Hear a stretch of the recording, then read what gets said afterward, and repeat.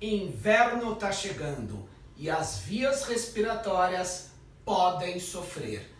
Já neste momento, os prontos-socorros têm um aumento de 30% a 40% nos atendimentos das crianças e adultos devido às crises respiratórias. Rinite, sinusite, asma, faringite, laringite, tosse, dores de garganta, amidalite, tudo isso piora na época do inverno.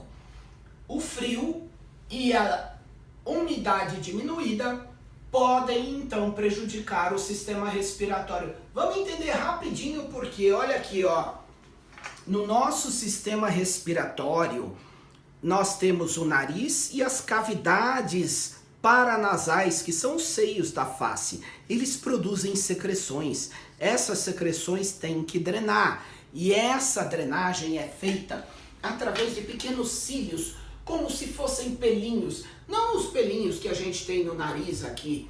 São pelinhos que ficam dentro. E esses pelinhos vão jogando a secreção fora. No inverno, a temperatura baixa e a umidade baixa faz os cílios diminuírem essa movimentação. Então, gente, nessa época de inverno, vamos dar as orientações. Tomar muita água, usar soro fisiológico no nariz, use e abuse dos umidificadores de ar, pode deixar a noite inteira ligada. Inalações com soro fisiológico, criança não gostou? Não tem problema, faz com a criança dormindo.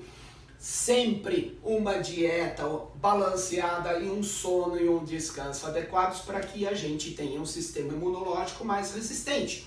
Evite ar-condicionado, evite aglomerações, ambientes fechados. Se for usar roupa guardada, em primeiro lugar lave e deixe secar para não ter aquele cheiro de mofo. Assim a gente vai se proteger contra os problemas respiratórios no inverno. Ok, pessoal? Aproveitem!